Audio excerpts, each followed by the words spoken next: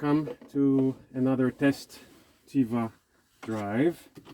We are trying to come up with a system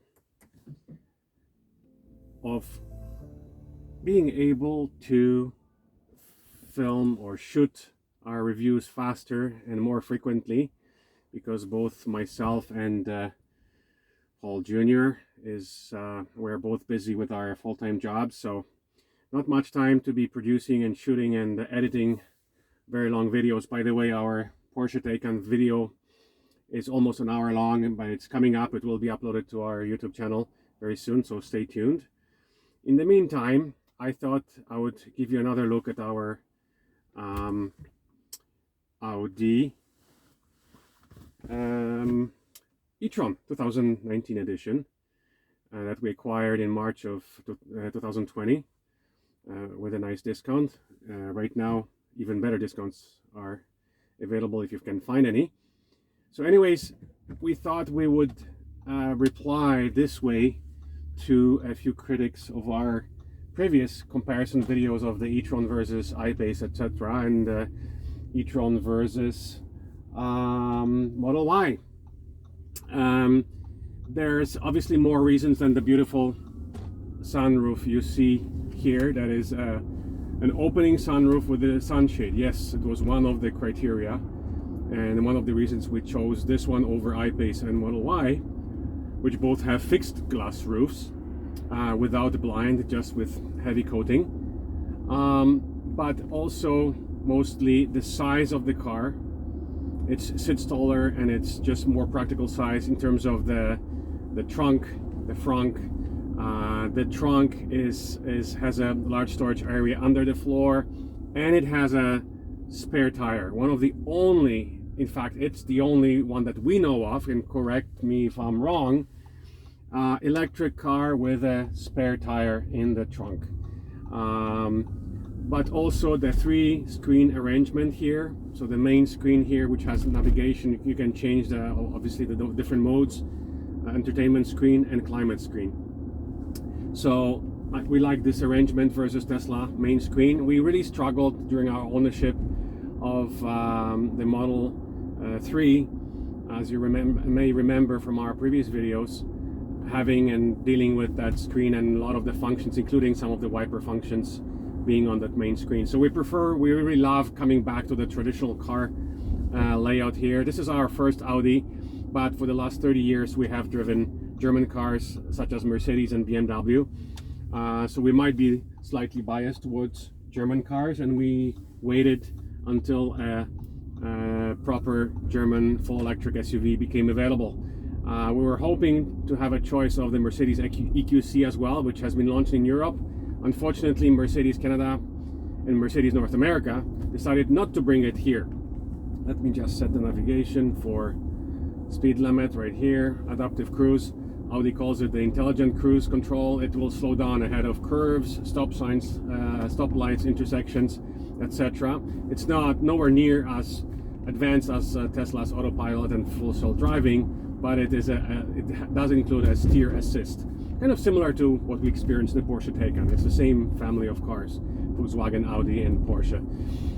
So to come back to our reasons for choosing this, the higher seating position, the adjustable air suspension, the way you reach it, you can go through the menus, or there's a button right here.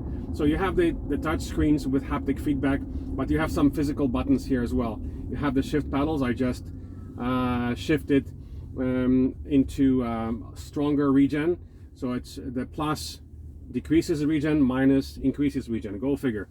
That's how it works. So you can have the auto regen, or you can have the manual regen. We keep it on manual regen. We like it at max. However, it resets itself every time you turn on the adaptive cruise.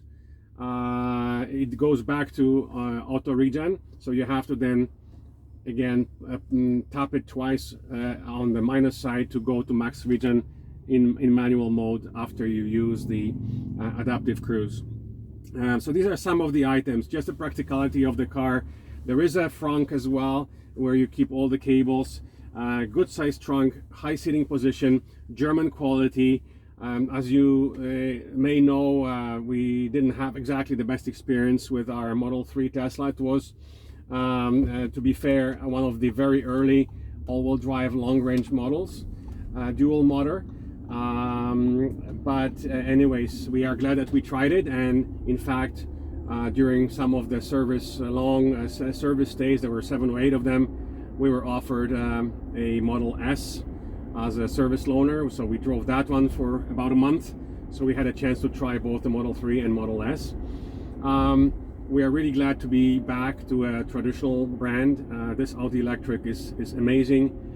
We've had it since March. We have about 18,000 kilometers on it since March, so a lot of driving around the city, but also weekly trips to our lake house. And so far, no issues. The only issue we've had so far was the rear LED, which is a known problem with Audi e-trons, the matrix LEDs. It was flashing during the day. It never happened at night. It was working fine at night, but during the day when you turn off the car, the right side of the rear LED was kind of just flashing for a few minutes before it went off. So it was a little annoying, a little strange, but anyways, that was replaced under warranty. By the way, our Audi dealer always gives us another Audi e-tron as a service loaner. With Tesla, we've had gas cars such as Mercedes GLC or Infinitis from the service department. Only once did we ever get another Tesla Model S. Apparently, the Tesla loaner cars are reserved to Model S and Model Y owners. So Model 3 owners get usually a rental car, rental gas car, basically. Okay, so again, and the dealer is very close to us also. We bought this car, actually we leased this car from a dealer that's 10 minutes from our house, close to go for service. We go there to top up our charge sometimes for free. So it's convenient. We've known this dealer for many years. So it's really kind of, it came down to wanting to go back to a traditional OEM manufacturer in a German car, and that we wanted to test. So there will be others coming. BMW, as you know, is late coming out with their iX3. It just came out, and it's not even delivered yet in Europe. It will be delivered next spring in 2021, even though it was launched this year.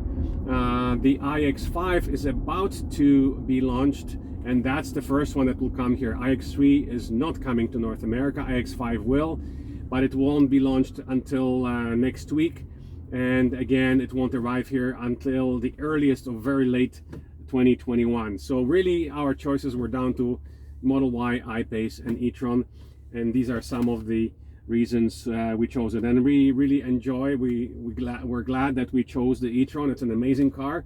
We do highly recommend it. If you can find a deal on it, go for it.